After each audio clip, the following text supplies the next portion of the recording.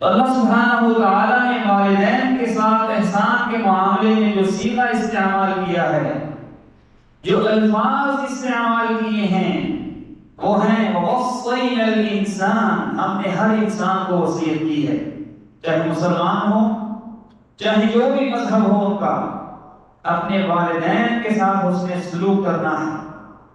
اور ایک مومن اور ایک مسلمان کے لیے اللہ سبحانہ و تعالیٰ اپنے قرآن میں ایک مرتبہ ایک حکم فرما رہے ہیں، وہ کافی ہے، اس کے اوپر عمل کرنا ضروری اور واجب ہے۔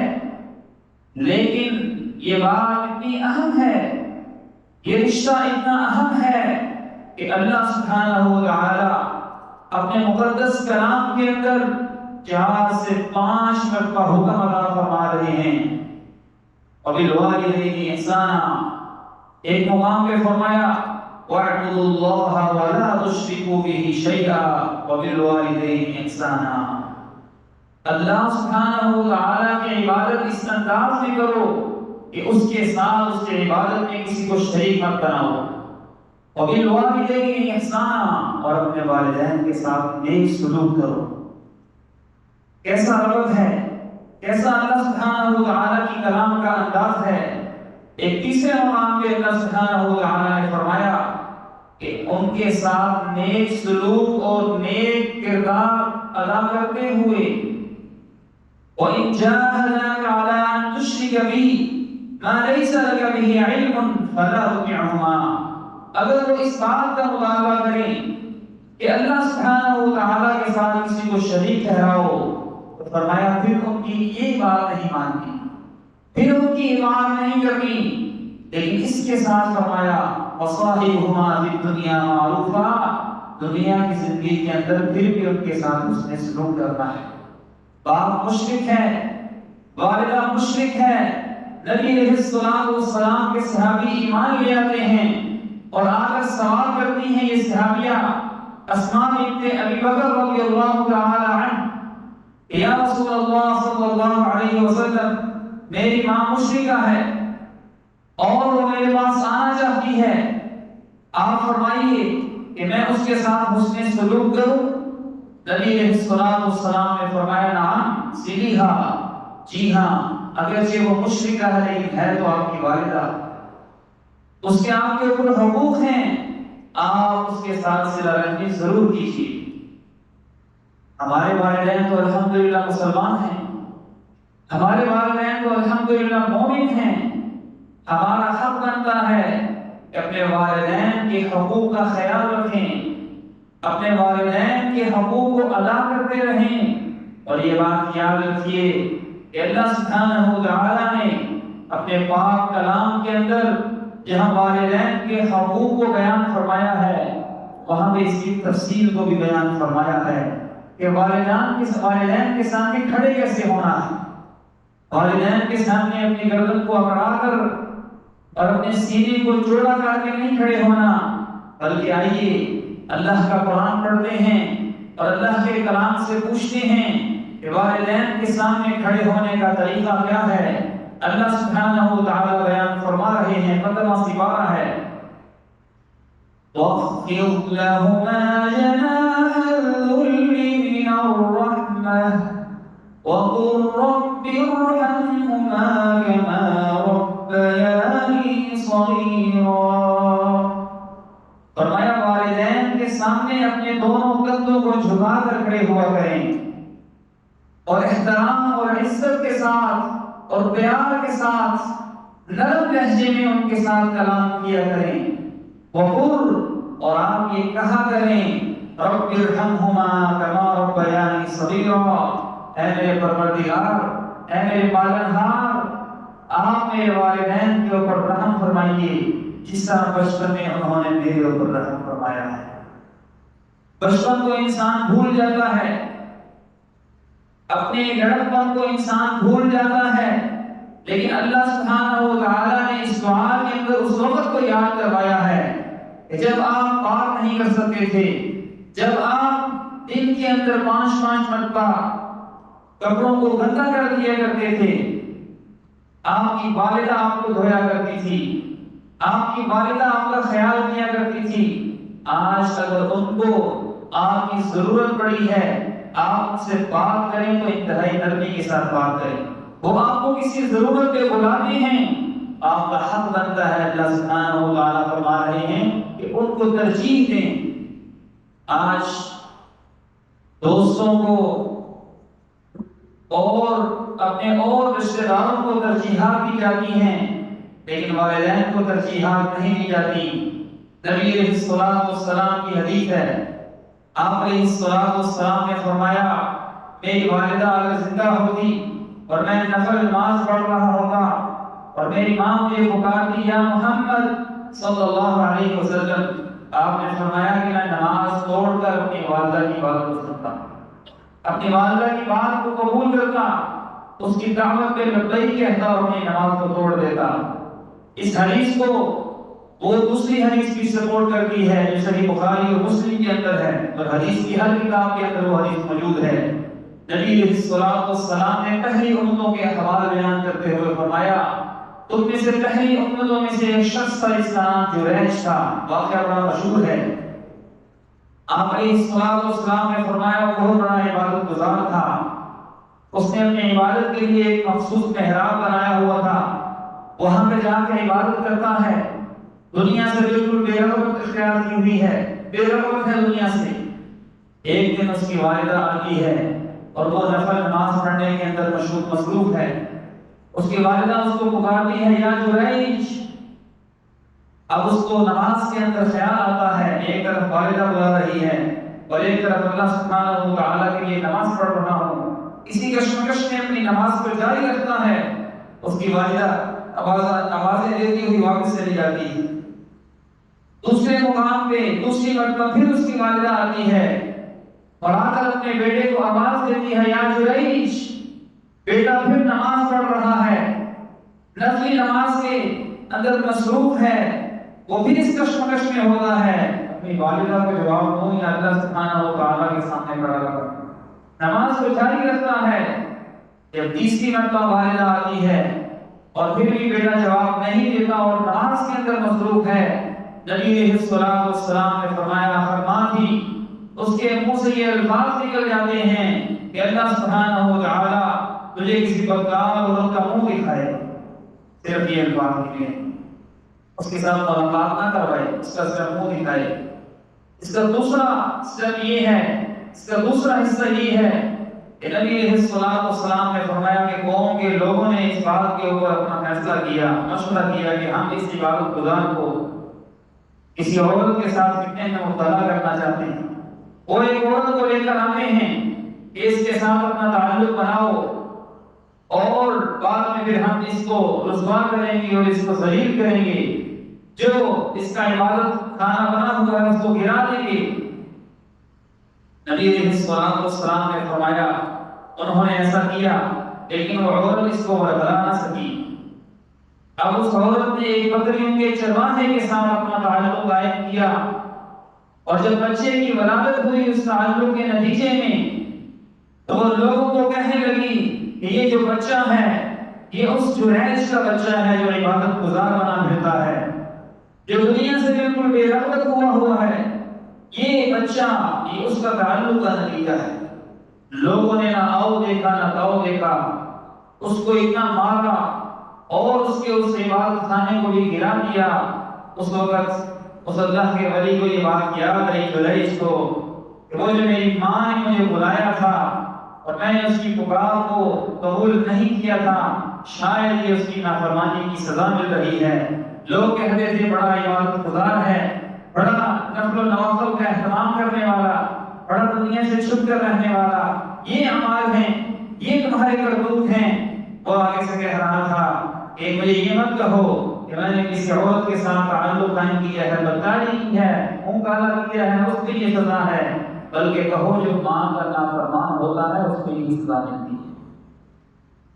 اور معجم الطبرانی شریف کی حدیث ہے، نبی علیہ الصلوۃ والسلام نے فرمایا کہ جو بھی انسان گناہ کرتا ہے شرک کے علاوہ، اللہ سبحانہ و تعالیٰ اس پہ انسان کو ڈھیل دیتے چلے جاتے ہیں، اور ہو سکتا ہے کہ اللہ سبحانہ و تعالیٰ دنیا میں اس کی پکڑ نہ کریں بلکہ آخرت میں اس کا معافی ہو، لیکن ایک گناہ ایسا ایسا ہے کہ وہ اگر انسان کر لیتا ہے تو اس کی سزا اس دنیا میں بھی مل کر رہتی ہے، مرنے سے پہلے وہ اس کی سزا پا کر رہے گا، اور وہ ہے حقوق الوالدین، اپنے والدین کی نافرمانی، اپنے والدین کی گستاخی کرنا۔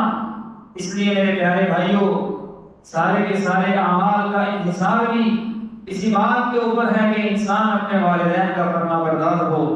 اور یہ باتیں جب بیان کی جا رہی ہیں والدین کی فرما برداری والی، تو ایک بات جو بنیادی طور پہ میرے اور آپ کے ذہن میں ہونی چاہیے وہ یہ ہے کہ ہم اپنے والدین کی فرما برداری کو دیکھیں۔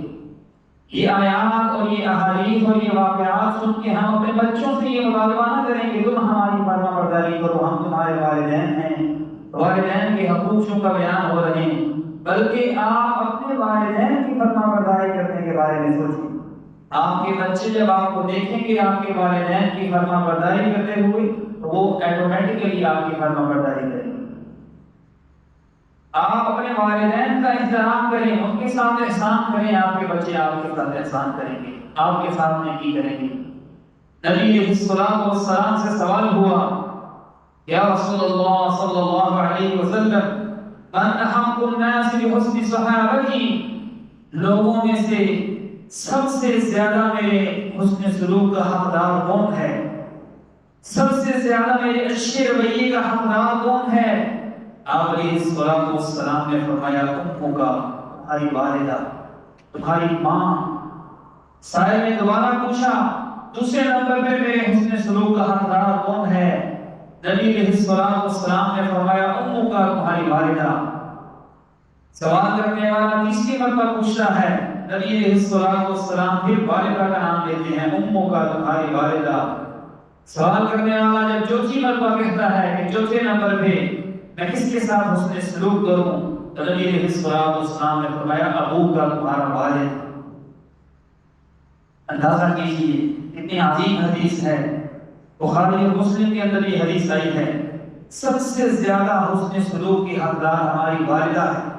یہ والد سے بھی زیادہ یقین درجے اس کو جو ملے ہیں، اس کے پیچھے بھی وجہ ہے، اس نے وہ مصیبتیں برداشت کی ہیں جو والد نے برداشت نہیں کی، اور اس بات کے اوپر والد دنیا جہان کے والدوں کو، دنیا جہان کے جو باپ ہیں ان کو کوئی اعتراض بھی نہیں ہے، کیونکہ وہ جانتے ہیں کہ یہ جو 3 مصیبتیں اس کی والدہ نے برداشت کی ہیں یہ والد برداشت کر ہی نہیں سکتا۔ اللہ سبحانہ و تعالیٰ نے اپنے پیارے کلام میں ان کا ذکر بڑے اچھے انداز سے فرمایا ہے، حملته امه وهنا على وهن، اس کی ماں نے اس کو اٹھائے رکھا تکلیف پر تکلیف کے ساتھ، مشقت اس کو ہوتی رہی۔ پہلی تکلیف یہ ہے جس کی وجہ سے اس کو پہلا درجہ ملا کہ 9 ماہ تک اس کو اپنے پیٹ میں اٹھائے رکھا ہے۔ اس کی بھوک کا اور اس کے کھانے کا انتظام اس کی ماں کے جسم سے ہوتا رہا ہے۔ یہ حمل کی جو مشقتیں ہیں اور حمل کی جو تکالیف ہیں یہ عورت ذات کے علاوہ اور کوئی نہیں جان سکتا، کیونکہ ہمارے ساتھ یہ معاملات پیش نہیں آتے، مردوں کے ساتھ یہ معاملات پیش نہیں آتے۔ جو کسی راستے پہ چلتا ہے وہی اس راستے کی مصیبتوں کو، اس راستے کے اوپر آنے والی پریشانیوں کو جان سکتا ہے۔ ہم اس راستے پہ چلے نہیں ہیں۔ اور دوسری جو فضیلت ملی ہے، نبی علیہ السلام نے جو دوسرا درجہ بھی ماں کو دیا ہے وہ پیدائش کے وقت ہونے والی تکالیف ہیں۔ انسان جب پیدا ہوتا ہے، بچہ جب پیدا ہوتا ہے تو اس کی ماں مر کر دوبارہ زندہ ہوتی ہے، اتنی پریشانیاں آئی۔ حضرت عبداللہ بن عمر رضی اللہ تعالی عنہما سے ایک شخص نے پوچھا کہ میں نے اپنی والدہ کو اپنے کندھوں پہ بٹھا کر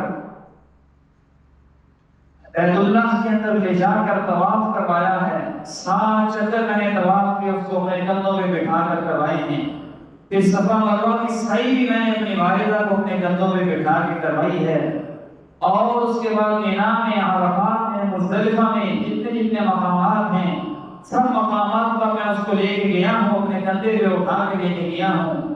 کیا میں نے اپنی والدہ کے حقوق کو ادا کر دیا ہے؟ حضرت عبداللہ بن عمر رضی اللہ تعالی عنہما نے کیا جواب دیا کہ تیری پیدائش کے موقع پہ جو تیری والدہ کی چیخیں نکلی تھی درد کی وجہ سے، ان چیزوں میں سے ایک چیز کا حق بھی تم نے ادا نہیں کیا، اور تم پوچھتے ہو کہ والدہ کے حقوق کو ادا کر دیا ہے۔ انسان اپنے والدین کا حقوق ادا کر ہی نہیں سکتا، کیونکہ اولاد کا اور والدین کا مقابلہ ہی نہیں ہے۔ اللہ رب العالمین نے فرمایا انشکر لی ولوالدی، میرا بھی شکر ادا کرتے رہو کیونکہ میں تمہارا خالق ہوں، ولوالدی، اور اپنے پیارے والدین کا بھی شکر ادا کرتے رہو کیونکہ پالا تو آخر انہوں نے ہے، تم کو سبب اور وسیلہ تو وہ بنے ہیں، تمہارے لیے محنتیں اور مشقتیں تو انہوں نے اٹھائی ہیں۔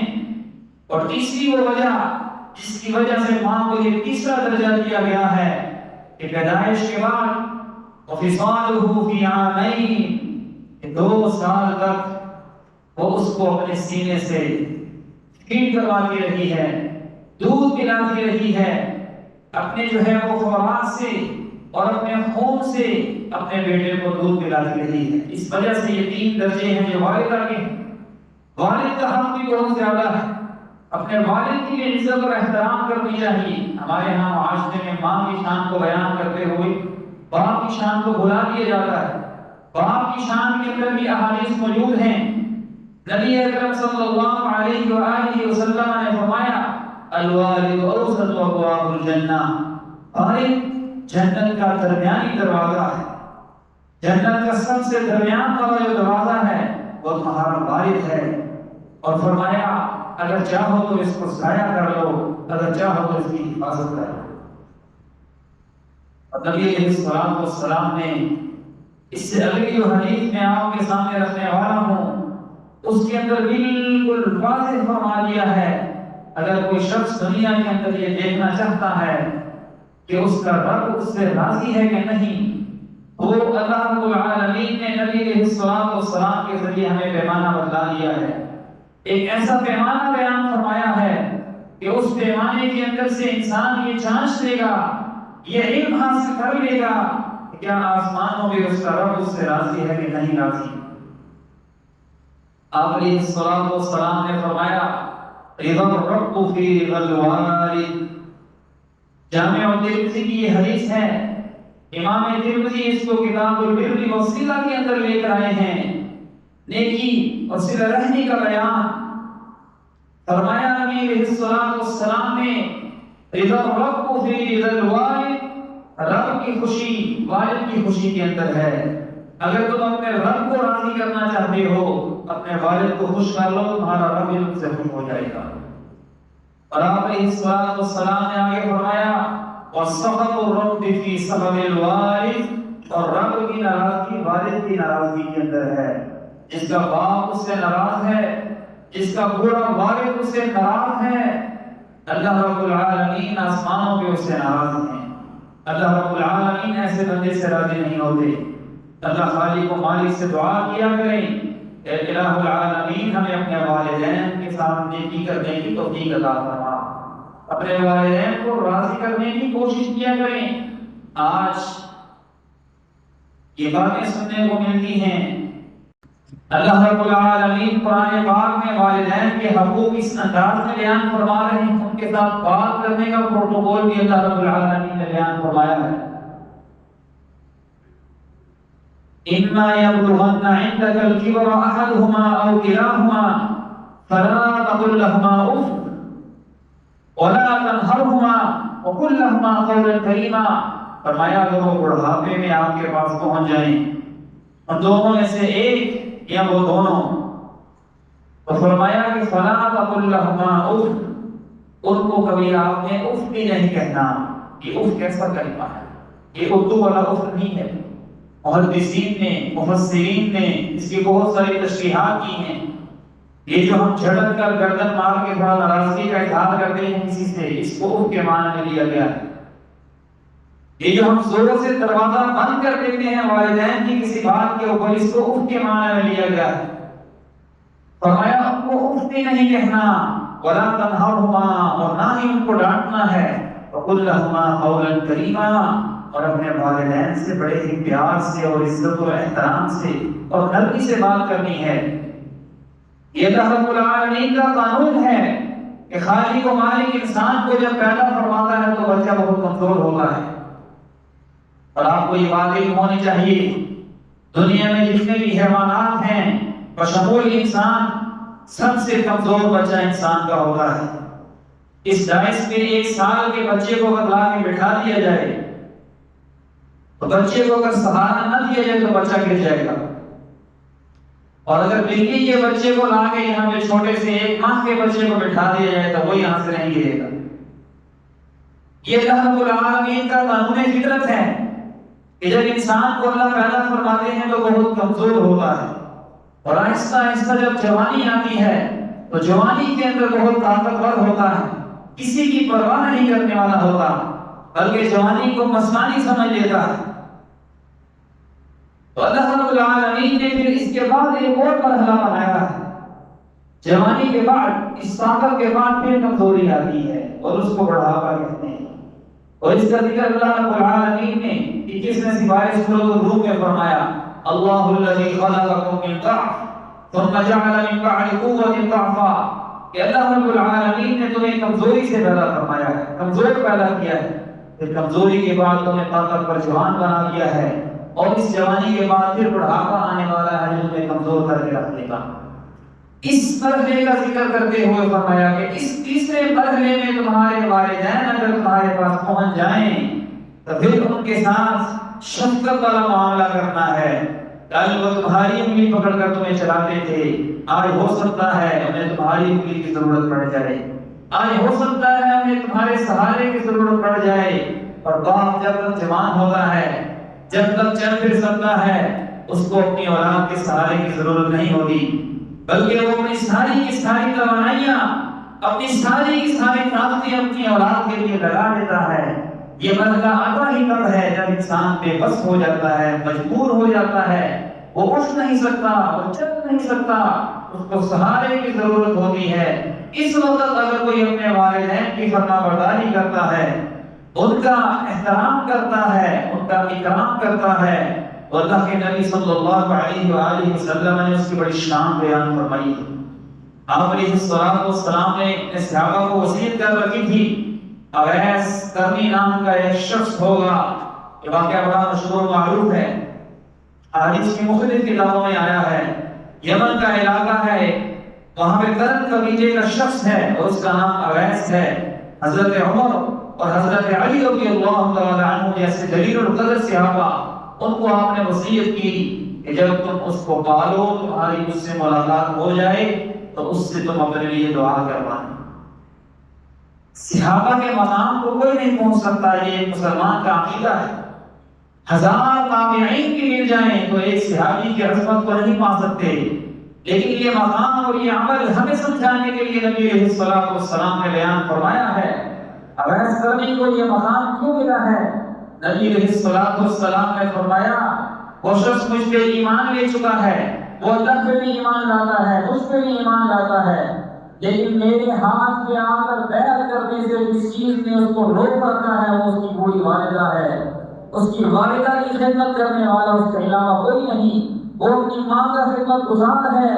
اس وجہ سے اللہ رب العالمین نے اس کو یہ مقام دے دیا ہے کہ وہ جب بھی دعا کے لیے ہاتھ اٹھاتا ہے تو اللہ تعالیٰ اس کے ہاتھوں کو خالی نہیں لوٹاتا، اس کی دعا کو اللہ رد نہیں فرماتا، مستجاب الدعوات بن جاتا ہے انسان، اس کی ہر دعا قبول ہوتی ہے جو والدین کی فرما برداری کرتا ہے۔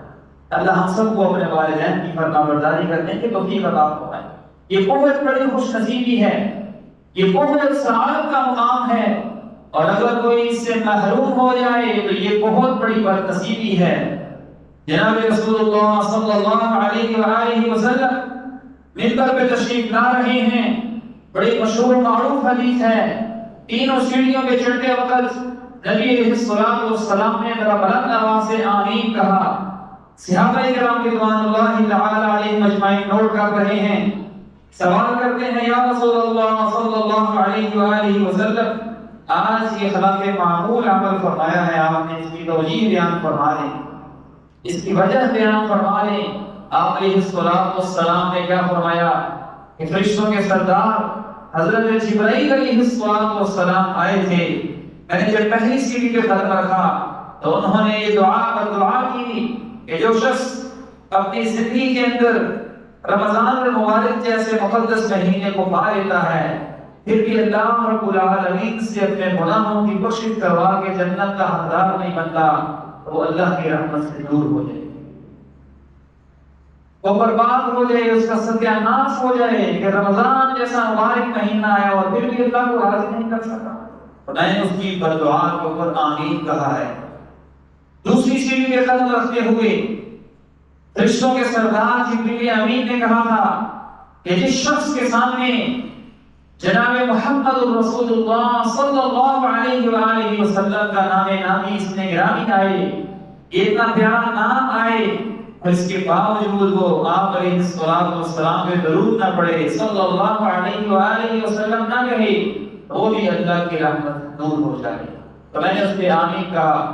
اور تیسری سیڑھی پہ قدم رکھتے ہوئے اس نے کہا، فرشتوں کے سردار جبریل امین علیہ السلام نے یہ دعا کی کہ جو اپنے والدین کو پائے بڑھاپے کے اندر، یا ان دونوں میں سے کسی ایک کو، یا اپنے والد یا اپنی والدہ کو پائے بڑھاپے میں، اور پھر بھی ان کی خدمت کر کے رب کی جنت کے اندر اپنا داخلہ نہ کروا سکے، تو یہ شخص بھی اللہ کی رحمت سے دور ہو جائے، کسی طریقے سے بھی جنت میں نہیں جا سکتا۔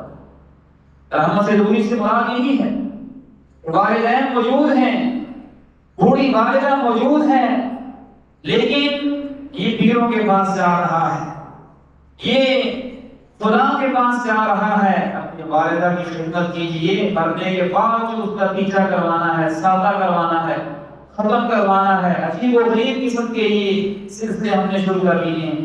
زندگی کے اندر ان کو کھلائیں، زندگی کے اندر ان کی خدمت کریں، ان کے پاؤں دبائیں، ان کو پانی پلائیں، ان کو کھانا کھلائیں، ان کی دعائیں دیں، اسی کا فائدہ ہوگا، اور اسی کے اوپر اللہ سبحانہ و تعالی اپنی جنتوں کا مہمان بنا دیتے ہیں۔ اس پر بھی نبی علیہ السلام نے فرشتوں کے سردار کی بددعا کے اوپر آمین کہا۔ جو والدہ یا والدین میں سے کسی ایک کو پائے، ان کی فرما برداری اور خدمت کر کے جنت میں نہ جا سکے، وہ بھی اللہ کی رحمت سے دور ہو گیا۔ میرے پیارے بھائیوں، والدین کے حقوق کسی ایک خطبہ جمعہ کے اندر مکمل بیان نہیں ہو سکتے، بلکہ والد کے حقوق علیحدہ ہیں، والدہ کے حقوق علیحدہ ہیں۔ اس کے لیے علیحدہ سے بھی کلاسز چاہیے، سیریز چاہیے، ہمیں اس کو پڑھنا چاہیے اپنے قرآن کو، کہ اللہ سبحانہ و تعالیٰ اس میں کس قدر حساسیت کے ساتھ ہمیں سمجھانا چاہ رہے ہیں۔ آج والدین کے ساتھ ایسی بدتمیزی، طوفان بدتمیزی جو ہے نا وہ قائم کیا جاتا ہے، قیامت یاد آ جاتی ہے، قیامت کی نشانیاں یاد آ جاتی ہیں۔ اس میں تھوڑا سا قصور والدین کا بھی ہے، اپنے بچوں کو دینی تعلیم نہیں دلوائی، اپنے بچوں کو ہم نے مہنگے مہنگے اسکولوں میں داخلہ دلوایا، بیگن ہاؤس میں داخلہ دلواؤ، فلانے اسکول میں داخلہ دلواؤ، وہاں پہ وہ کیا ان کی تربیت کریں گے؟ وہاں پہ تو وہ صاف الفاظ میں بتاتے ہیں تمہارے والدین پچھلے زمانے کے ہیں، تم ذرا اس زمانے کی ہو، ان کو اس زمانے کی باتیں نہیں سمجھ آتی، اور بچہ گھر آ کے یہی کہتا ہے آپ پچھلے زمانے کے ہیں، آپ کو یہ باتیں سمجھ نہیں آئیں گی۔ جتنا والدین کو سمجھ ہے سن لیں گے اولادیں، جتنی والدین کو سمجھ ہے آپ کو کبھی ان کی سمجھ نہیں آ سکتی۔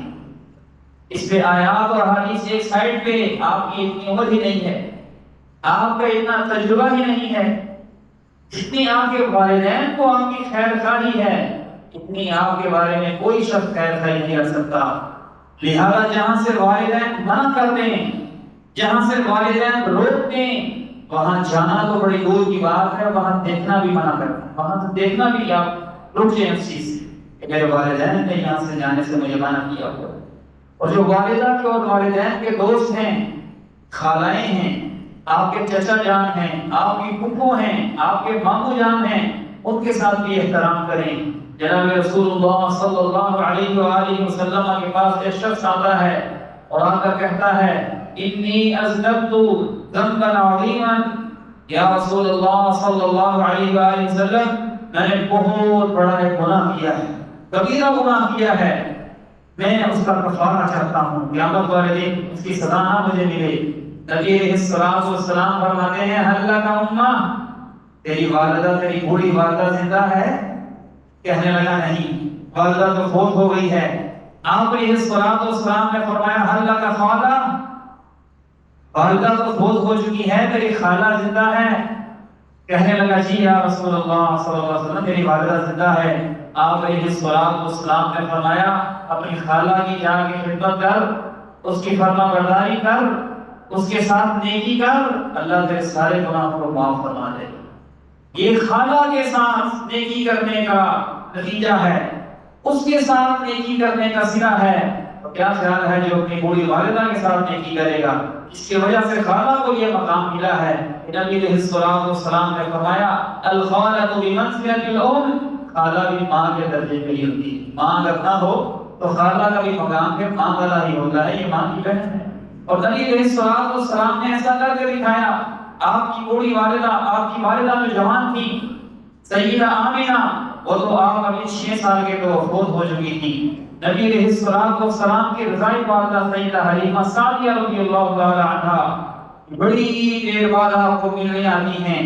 اور اسی طرح آپ کی رضائی بہن جن کا نام شیمہ بتایا جاتا ہے تفسیر کی کتابوں میں، جس نے آپ کے ساتھ دوسری بہن تھی، آپ کی سگی بہن نہیں ہے، لیکن جب وہ آئی ہے آپ علیہ السلام سے ملاقات کی ہے اور آپ کو بچپن کی یادیں تازہ کروائی ہیں، آپ علیہ السلام نے اتنا ان کا اکرام کیا ہے، اتنا ان کو اعزاز دیا ہے، اپنی نبوت والی چادر اتار کر ان کے لیے رکھ دی کہ یہاں پہ بیٹھیں آپ، یا ایھا المدثر والی چادر، یا ایھا المزمل والی چادر نبی علیہ السلام نے اتار کے اپنی رضائی بہن کو ہی رکھ دی۔